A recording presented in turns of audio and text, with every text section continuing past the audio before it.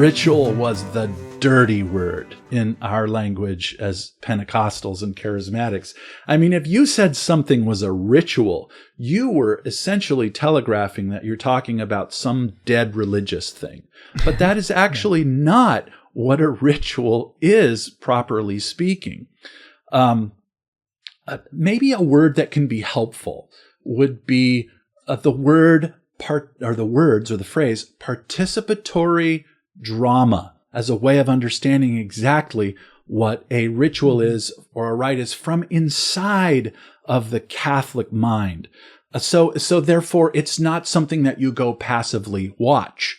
You don't go sit in the back row and watch a Catholic liturgy or ritual. You can't, because the whole thing is structured in a participatory way. And so the rite or the rites or the rituals are dramatic participations in joining and also telling a story in which God is acting. Think of it like as a drama. God is acting and the people are acting together, telling a story together. Now, the foundation of this, right, guys, is the Passover.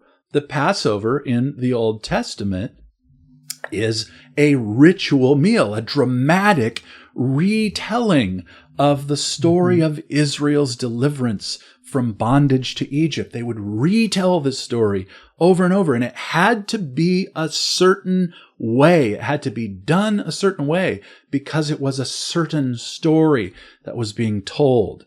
And so God and his people, when they retell the story, they make present to those celebrating the real event in history to them in that moment.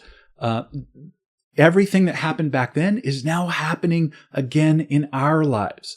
And such a thing, guys, is not possible without ritual. Something like doing things in a particular way, using the right lines, right? If you're going to do a drama, you have to use the right lines. You have to have the right staging, the right blocking, the right dialogue, and so forth, so that you can prepare for the next scene in the next chapter, the highs and the low points, the consummation of the story itself. So, because we're always telling a story in the Mass.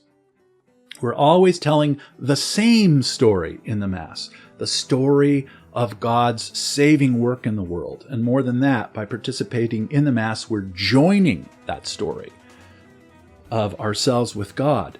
There's always an order. There's always a movement in the Mass. There's always a rite, R-I-T-E, that must be done right, R-I-G-H-T, in a particular way to tell the story. So that's what a rite is.